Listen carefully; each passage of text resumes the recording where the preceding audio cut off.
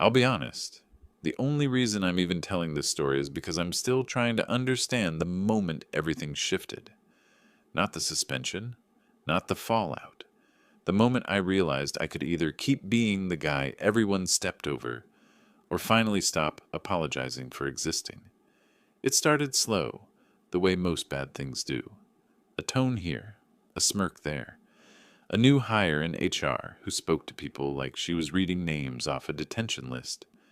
Her name was Emily, and she'd been in the building for maybe 3 weeks when she decided I was her personal practice project. I run the receiving dock. 10 years, no write ups, no drama, no ego. I do my job, I train new people, and I leave the politics to those who enjoy choking on them. Emily loved politics, loved authority even more. She had this particular way of talking down to the warehouse crew. Like we were children, she was very patient with, but not for long. The first time she barked at me, it was over a shipment she thought was mislabeled. It wasn't. I explained it calmly. She didn't like that. She wanted obedience, not information. She wanted someone to nod and disappear. When I didn't, she made a face like I'd tracked mud through her spotless apartment. But I let it go. You let a lot go when you've worked long enough to know which battles aren't worth the blood pressure.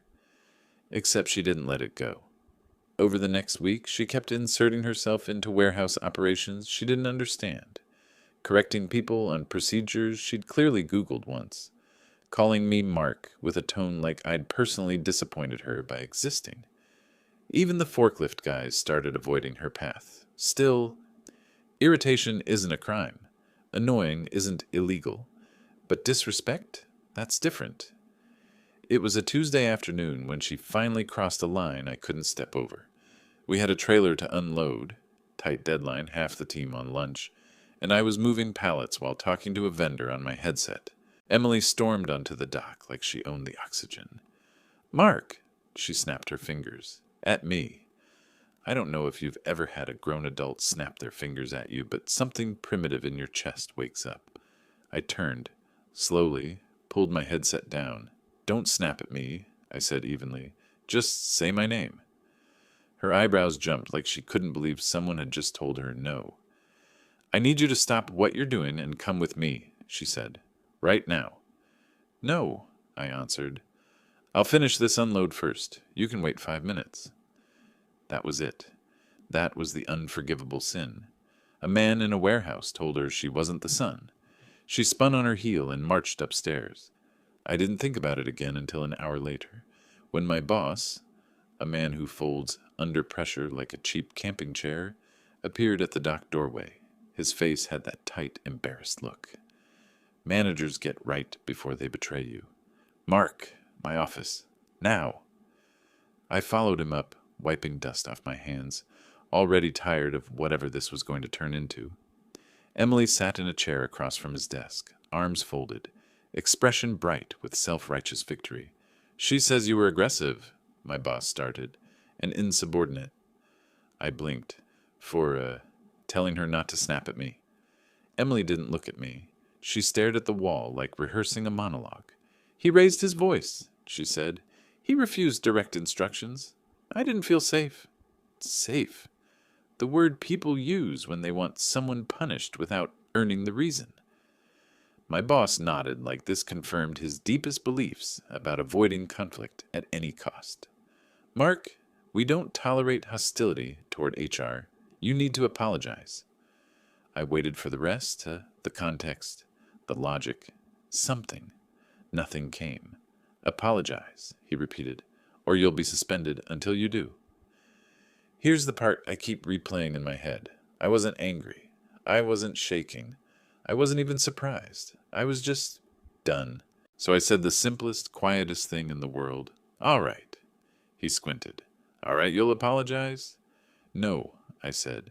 "All right, suspend me." Emily's smirk finally slipped. My boss leaned back like I'd spoken in another language.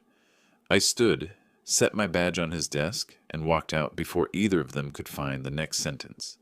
No shouting, no arguing, no trying to prove my worth to people who'd already decided it for me. I clocked out, grabbed my thermos, and stepped into the parking lot with the kind of calm that only comes when you stop begging the world to be fair. But that moment, that walk to my truck, suspension letter probably being typed behind me, that was only the surface of the shift, because I didn't know it yet. But the next morning, everything would start falling apart for the wrong person. That night, suspended or not, I went home the same way I always did. Keys in the bowl, boots by the door, but the house felt different. Not quieter, just clearer. Like someone had cleaned the fog off the windows, and suddenly I could see what I'd been tolerating for years. I wasn't angry. People think suspension means pacing and swearing and drafting angry emails. I made dinner. I watched half an episode of a show I'd been ignoring for months. I even fixed the loose hinge on the cabinet under the sink. But underneath all of that normal, something else was moving. A slow irritation, the kind that doesn't make noise. It just burned steady. I'd spent a decade being the guy who solved problems, kept the place running, filled in the gaps no one else saw. And one new HR assistant with a superiority complex had rewritten me as a threat because I didn't bow low enough. Still, I wasn't planning revenge. I wasn't planning anything. Suspension meant free time I didn't ask for. So I used it. Around 9, my phone buzzed. First text was from Tyler, one of the forklift guys. "Bro, what happened? Emily's telling people you went off on her." I stared at the screen. Of course she was. Before I could reply, another text came in, from Lexi, the dock clerk. "She's saying you got in her face, that you wouldn't let her leave. None of us believe it, but she's talking a lot." I set the phone down, let my jaw unclench. If there's one thing worse than being lied about, it's knowing someone is enjoying the attention they get for lying about you. But that wasn't even the part that bothered me. It was the realization that she'd done it quickly, like she had the story ready, like she'd practiced. And I didn't know it yet, but that detail mattered. I washed my dishes, turned off the kitchen light, and told myself I'd deal with everything tomorrow. HR drama has the lifespan of a fruit fly, loud, annoying, then gone. But I kept thinking about that moment in my boss's office, the look on Emily's face when I said, "Suspend me." It wasn't satisfaction, it was surprise, like she expected fear, like she needed it. I went to bed late, slept light, woke up at 6 out of habit. Even off the clock, my body followed the shift whistle it had lived by for years. When I checked my phone, I expected irrelevance. Maybe a message from my boss asking if I'd reflected. Instead, I saw something different. 3 missed calls from corporate, 1 voicemail from a number labeled security admin, and a text from Tyler that stopped me mid-scroll. "Dude, something's up, like big up, call me." I called. He answered on the first ring. "Mark, you did not hear this from me." "That's never a good start." "Corporate's in the building. Emily's been in a conference room with 2 security guys for an hour. People are saying she got flagged during the monthly system audit." I frowned. Flagged for what? No idea. But they asked for access logs, like all of them. Access logs, the thing HR uses to track badge entries, file views, system permissions, the digital fingerprints of people who think no one's watching. I didn't even get the chance to respond because Tyler lowered his voice and added, "And they asked specifically about her workstation. Someone reported something about her pulling employee files she wasn't authorized for." I went still. Careful. Very careful. "Who reported it?" I asked. "No clue. It wasn't me. But someone dropped a complaint last night. Anonymous." And that was the moment I felt the ground shift. Not loudly, not dramatically. Quiet. Like a new page turning itself. You ever have a moment where you realize someone else has been living a completely different story than you thought? Not petty. Not annoying. Dangerous. Because Emily wasn't just manipulative. She was sloppy.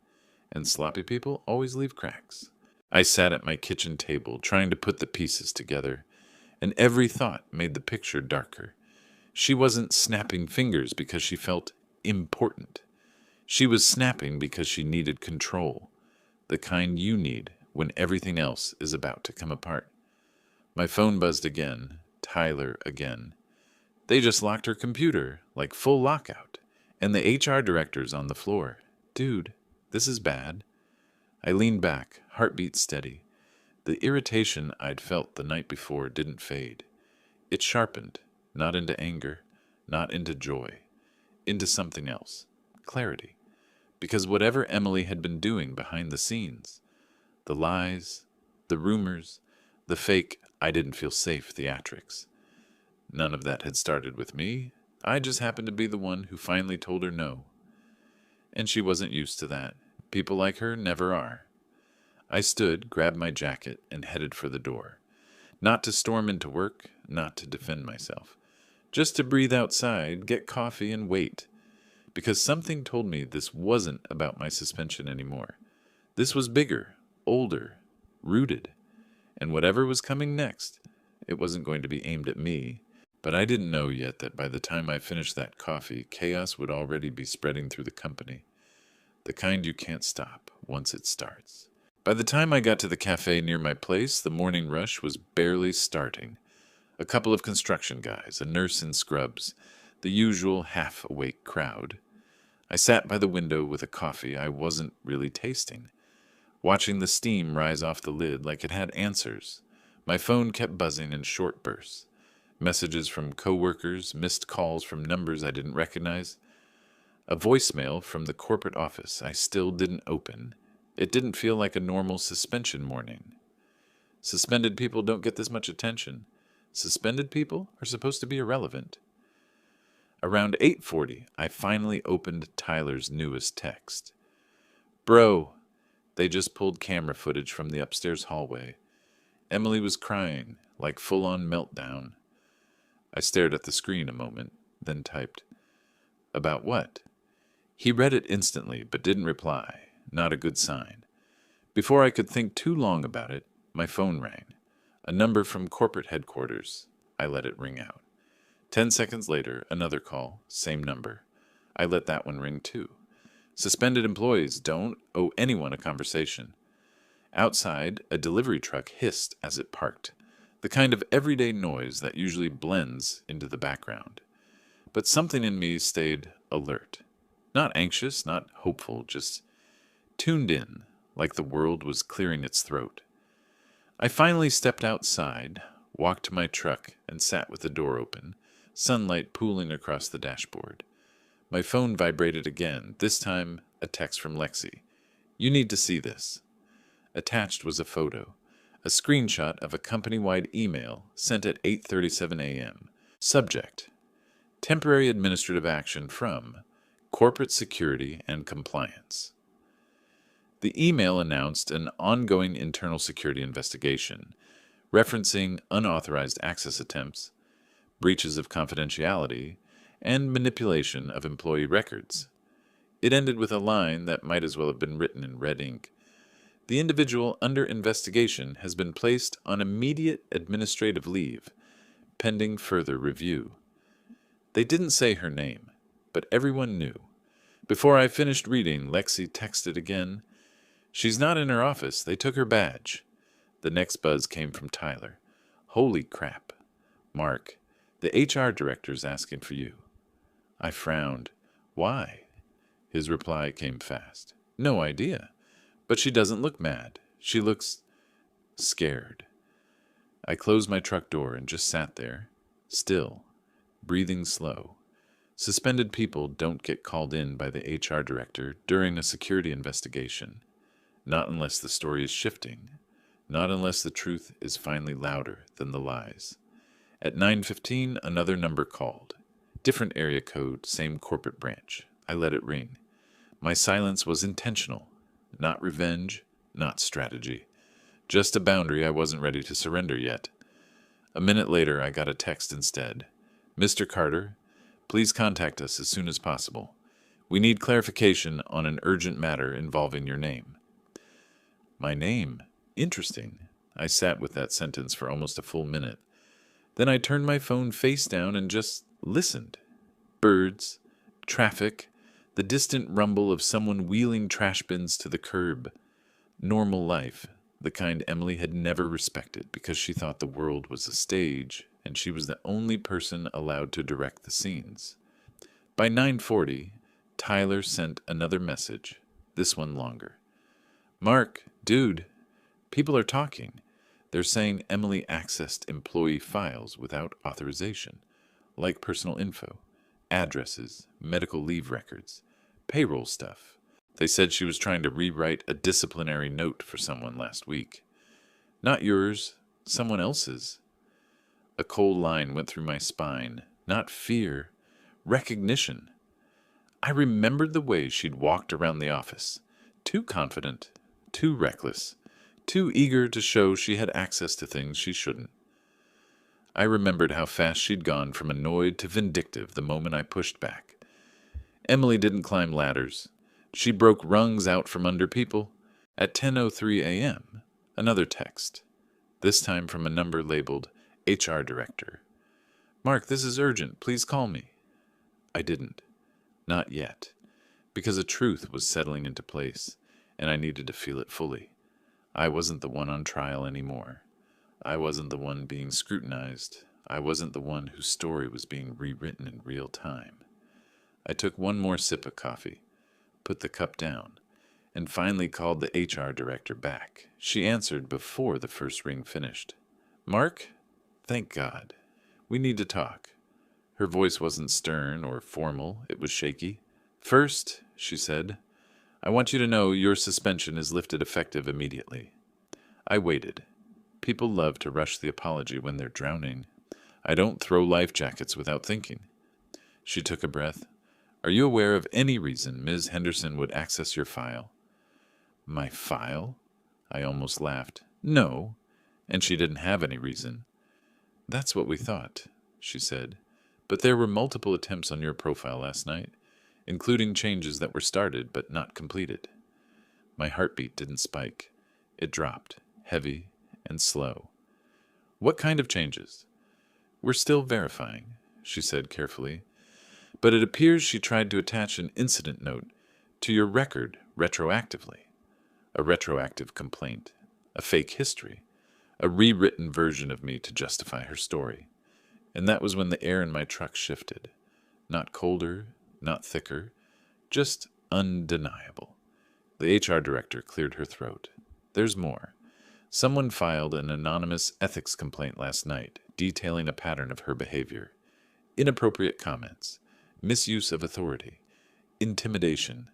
Several other employees have come forward this morning. I let silence answer her. She took it as permission to continue. She's currently in a closed meeting with corporate compliance. She may be escorted out of the building, and we will need a written statement from you at your convenience. At my convenience, after a suspension for safety concerns. Amazing how fast convenience shifts when the truth decides to clock in. All right, I said. I'll send a statement later. We'd like you to come in, she said, today if possible. No, I said simply, not today. She didn't argue. They never do when the ground is crumbling under them. I hung up, let my hands rest on the steering wheel, and for the first time in months, maybe years, I felt something like gravity leaving my shoulders.